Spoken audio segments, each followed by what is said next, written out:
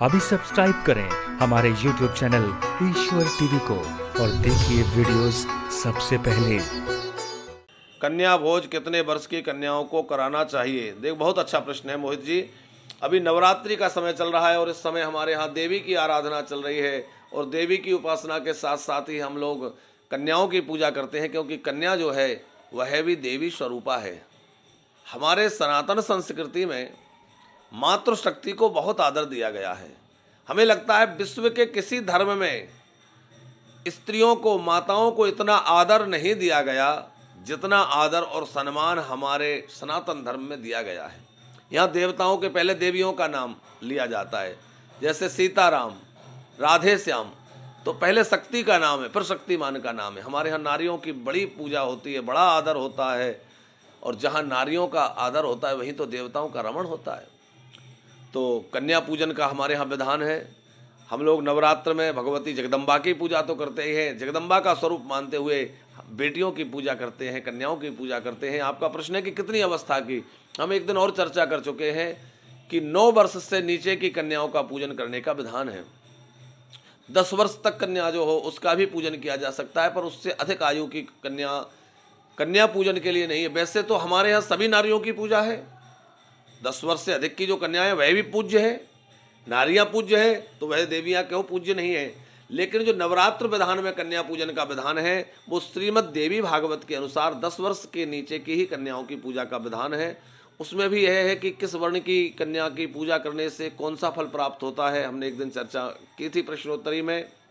जैसे कि ब्राह्मण वर्ण की कन्या यदि है और उसका पूजन किया जाए तो उससे जो है विद्यावान होता है, पूजा करने वाले को विद्या प्राप्त होती है।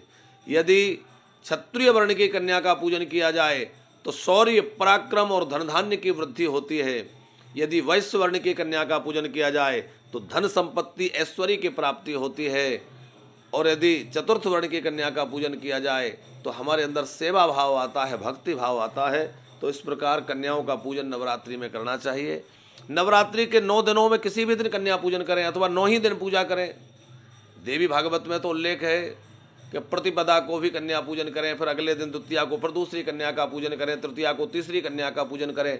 ऐसे प्रतिदिन कन्याओं का पूजन करना है। यदि अलग अलग दिनों में पूजा करना संभव ना हो तो आप अष्टमी को अथवा नवमी तिथि को एक साथ ही 9 कन्याओं को आमंत्रित करके उनको बिठाएं।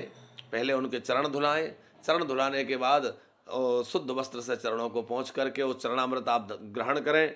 माँ भगवती जगदम्बा ही उन 9 रूपों में 9 देवियाँ विराजी हैं ऐसा अनुभव करते हुए, साक्षात उनको जगदम्बा दुर्गा का स्वरूप मानते हुए उन कन्याओं के चरण धोएं और चरणामृत ग्रहण करें। उसके बाद उन देवियों को तिलक लगाएं, चुनरी उड़ाएं, उनको कुछ मिष्ठान खिलाएं, भोजन कराएं, और उसके बाद में चुनरी उड़ा करके उनकी आरती करें और आरती करके उनको साष्टांग प्रणाम करें, यथाशक्ति कुछ दक्षिणा आदि प्रदान करें, कुछ भेंट वस्तुएं आप उनको प्रदान करें, प्रणाम करें और भगवती जगदम्बा के स्वरूप में उनको देखकर प्रणाम करें।